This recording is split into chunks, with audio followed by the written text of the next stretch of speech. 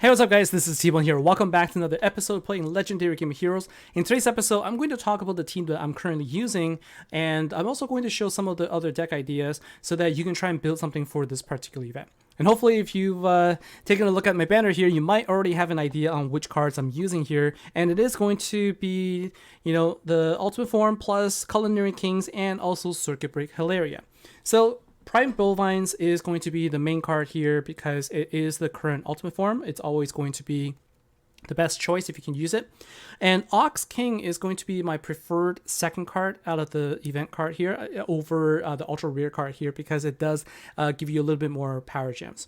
And then Culinary Kings is a staple card that will upgrade, creates power gems and upgrades by 2. And I think that this is a card that you can use in both Slayer and Commander events. Really a staple card. It's available in the Revival Vault right now. So hopefully you can pick it up because it is going to be very useful. Then Circuit Break Hilaria is the sort of the main booster here. It will give you power gems. It does give you power gems at the beginning and every 4 turns passively, but mainly it's there to give you attack boost. The thing to keep in mind is the requirement is that you have 8 firepower gems or higher in order for the attack boost to be multiplied by 10. So you have to be careful. If you have a full gem crush, it only leaves you with 7 power gems, so make sure you activate something beforehand, and we will show you how that works. I also do want to take a minute to talk about relics because this is important. So this particular relic here, Off the Chainsaw, is something that people may not realize because it's an old one from the Circuit Break Hilaria days. Even though it's old, it's actually more effective for this particular event because of 2 things. One, it targets all arcane killer heroes, so it does work for Slayer event anyways. And the second thing is it will break 2 arcane shields instead of just a single one. So this was released back when during the New Dawn days, and everything was a little bit more expensive, but the relics were a little bit more useful. And so I have 2 of them, and so I can use them and break 4 shields, which opens me up for other relics that I can use. Okay, so let's go ahead and take a look and see how much damage we can deal with this particular setup. And there's also something I wanted to showcase. So here it is. So we're going to go ahead and use this right here. And also, the way that you activate and the way that you match your gems is going to alter how much damage you can deal. So in this particular case, you want to activate from left to right because you want to activate your Culinary Kings last with in terms of like all the power gem spawners, and then afterwards you made sure that there's at least 8 power gems on the board, and then you activate. So if you take a look here, you see that there is a straggler power gem in column 2 here. What we're going to do is we're going to do a power gem match, but we're not going to match them. In fact, there were 2 straggler power gems. Because what that does is it increases our damage. You can see I dealt 3 quadrillion damage from my Prime Bovines, okay? 3 quadrillion in single card, and that is because I didn't try to do the gem match afterwards to connect all of the straggling power gems into a single cluster. That actually will reduce your damage by a lot. Okay, so I will show you what I mean. I'm going to use 3 keys on this, and I'm going to try to match everything. I'm going to try and collect all of the power gems together and make it into a single bundle. And what happens there is, for some reason, when you do that, it breaks. It sort of breaks the overall power, that's stored in there, and then it ends up reducing it. So let's take a look. Well, in this case, I can't really connect anything. Everything is already in one bundle anyways. But you can see that the amount of damage that we can deal is significantly less. Okay, 1.5 quadrillion damage for the Prime Bovines. And so if you notice that your damage sort of fluctuates, that's the reason why. And so typically, if you're using this type of setup, all I do is as soon as I connect, as soon as I just focus on connecting the power gems in the middle, and then I leave it. I don't do anything else.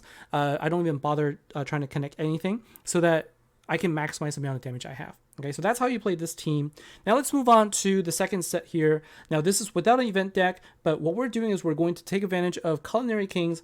We're using the Honorable Luminaries because it is a card that can generate a lot of power gems. And I just threw in, let's say you don't have a lot of arcane cards, but you have Niulong here, which is the event card. Let's take a look. Let's just take a look and see, what we have here. To be honest though, if you have the Honorable Luminaries, there's probably going to be a better option, and I'm going to show that to you. But I'm just kind of, giving an example of like, even if you don't have the 900 times attack boost, you could still use Circuit Break Hilaria to your benefit. And in this particular board, or in this particular team, I'm actually going to activate honorable luminaries, right? Honor roll luminaries first. Then I'm going to activate the 2 circuit break Hilaria, and I'm going to activate the event card here. Then I'll activate Culinary Kings. Always activate Culinary Kings last. And we do have some straggler power gems here. Not going to touch it. Let's see how much damage we can deal. This is without the 900% damage boost. And you can see that my single event card was able to deal 268.9 trillion from all the damage, the attack boost. This is actually going to be sufficient for you to get, about 10% or so, at least 10%, if not 20%, in your Corellium bosses. And so it is something that you can still use. And I think that, but like I said, if you have honorable luminaries, you might have other options that you can go with. Now, the third thing I want to show you is a commander deck. All right. So we've had really good commander decks for fire in the past few seasons. And hopefully, because it's a fire event, you've been able to save up your coins to get the decks. And so what I'm doing here is I'm using the Arcane Killer Altian's New Guard with the Ultra Rare card Knight Commander Grask, because they all give you commander damage boost. And then I threw in here also Exalted Champions, again, because it also gives you commander attack boost. And I threw into 2 Circuit Break Hilaria, and then because they're all commander cards, I threw in these commander relics in here, mostly because they have a higher level than my Off the Chainsaw, so that's why I'm using them here. So let's take a look and see how much damage we can do with this setup. So we're gonna go ahead and use 3 keys on here, team 3. Let's go ahead and take a look.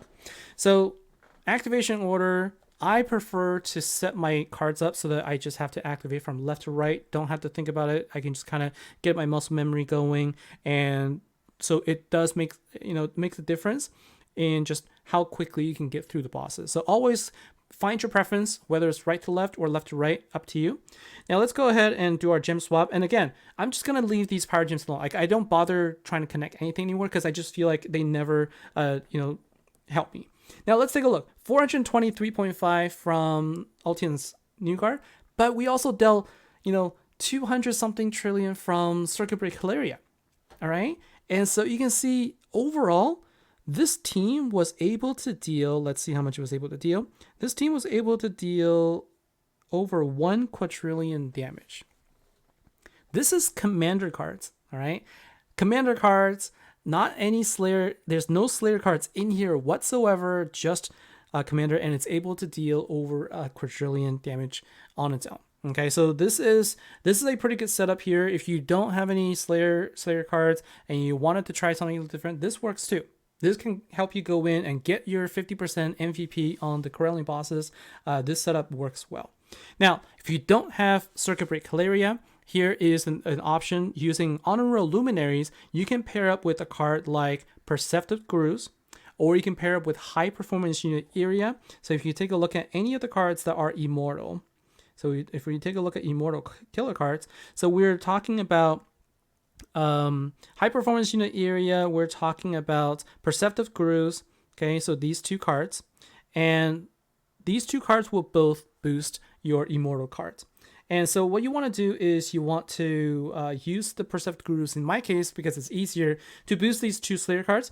And of course, I'm throwing in Culinary Kings to maximize the damage output. And if I don't have the event team, but you have Bonafide Brawlers, you can dust it off and you can use this with, actually really good success. And we're just going to swap the position here so that way we always make sure we activate Culinary Kings last. And in this case, we're also going to swap out our relic. Keep in mind that this will only work against commander cards. And so we want to throw in this one instead. Okay. And this would actually be better. So let's go ahead and do this. Actually, no, we don't want this because we actually want something that can help out our immortal cards. And so we can actually throw in a Fire Slayer relic here that is going to help out with the immortal, and so it's going to be this one right here. So this way it just gives us a little bit more damage, but we do need to make sure that we can break the excuse me, we want to be able to break the shields. And so for me, I'm going to change this one more time so you can see sort of like, my thought process in action here. I'm actually going to put in here two of the chainsaw because that, and then two of the relics here because that breaks 6 total. So that way, if I'm going to be jumping in against a crawling boss, I don't have to deal with any shields. And then so let's go ahead now. Let's take a look at the boss, and we're just going to throw in a jump in one of them, team 4, and then we're going to again activate from left to right. And so what I'm showing here is, like you have to think about your relics a little bit. Generally, it doesn't really matter, but in some cases, when you put in the right one, it can really help you out. And in this particular case, we didn't end up matching everything in turn 1, so that's unfortunate because we may not be able to get our attack in. So that does happen from time to time. And so like in some, sort of like based on the teams that you're using, this can happen. So let's just jump in again and let's see. So we're going to jump into this boss here, and hopefully we can get enough Gem Crush to power up all of our cards. See, like the difference here, because we don't have Circuit Breaker area, we don't have any passive gem spawners. And when you don't have passive gem spawners, this is what happens. You end up in a situation where some of the times you don't crush enough gems to actually be able to you don't end up crushing enough gems to be able to power up all of your cards. So we've tried this twice now, and this this is something that can work, but it does require 2 things. One is it is a 3-turn deck, okay, and also the 2 is you may not actually get your your battle skills activated. So the thing that you want to do with this particular setup is you want to actually lock your own boss. Locking a boss just means you pause the boss at the beginning and you quit before you actually attack. So here what we're going to do is we're going to go ahead and do our gem match, and then we need to do one more match here, then we can activate everything because we need to be hit.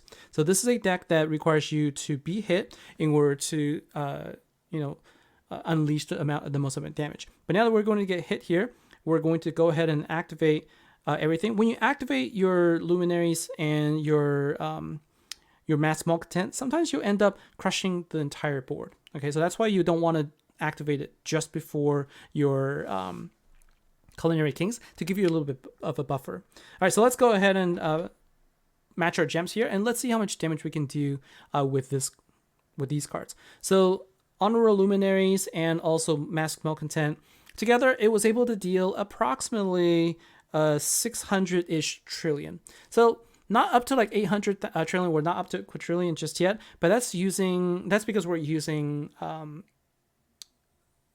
perceptive grooves. If you had high performance unit area, then you could actually get a little bit more damage because it is a difference between 1200% attack boost versus 2500. All right, final team.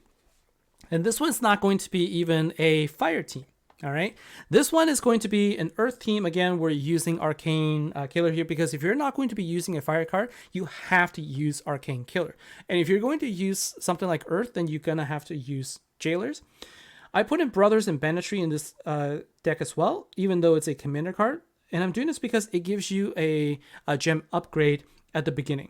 And so what this does is it will actually help increase the power gems on your board, because overall, like generally, like if you're using Jailers and Earth, like there's not a lot of decks that give you a lot of power gems. Earth is one of those funky ones where the number of power gems you can create from the beginning isn't all that great. And so Protectors of Prosperity is the card that I'm using here to increase Slayer attack by 2000% if you do this on the first activation for all Earth Slayers. I said this before, Protectors of Prosperity is going to be your staple for Earth Slayer events, and you want to pair that up with Pujari Rashmi. And then I'm throwing in here Hard Won Gorillas for 2 reasons. One, it is an Arcane Killer, and it has a nuke that will be able to deal 5 times of its own damage afterwards. And then in terms of the relics, I just threw in all Arcane Earth relics in here, and let's go ahead and see how much damage we can deal with this setup here. So we're gonna go ahead and jump in with 3 keys, If we're lucky, we can get our second nuke, but if not, we can at least take a look and see how much damage we dealt, and then we can calculate how much it would be able to deal if the boss was not taken out on turn 1. So we're going to go ahead and activate everything. So we have a turn delay, and we also have turn delay from Brothers in Banditry. Okay, Brothers in Banditry actually will give you a turn delay, and so you're getting an additional attack boost, and then you have the attack boost from Protectors of Prosperity and also Rush Me. So let's go ahead and see how much damage we can do.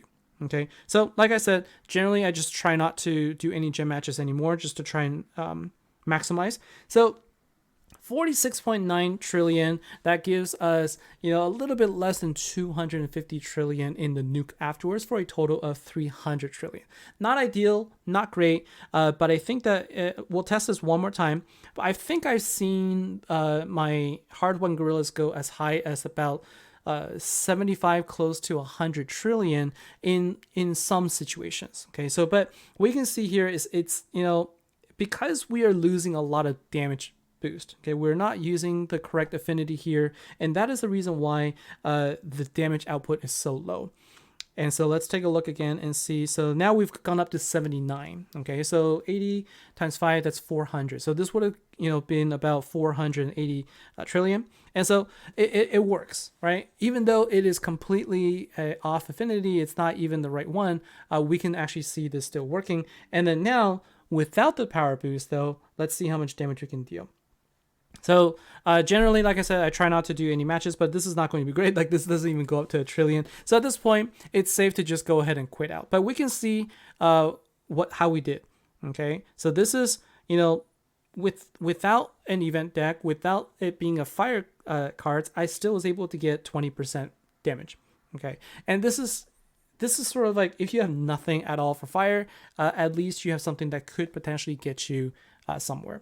So that's going to be it for me for today. Hopefully, my explanation of the cards and why I'm using them helps you build your deck that will make you be able to take out a lot of bosses easily during this event. If you have any questions, feel free to comment below and let me know, and I'll try my best to answer you. So thank you very much for your time today, guys.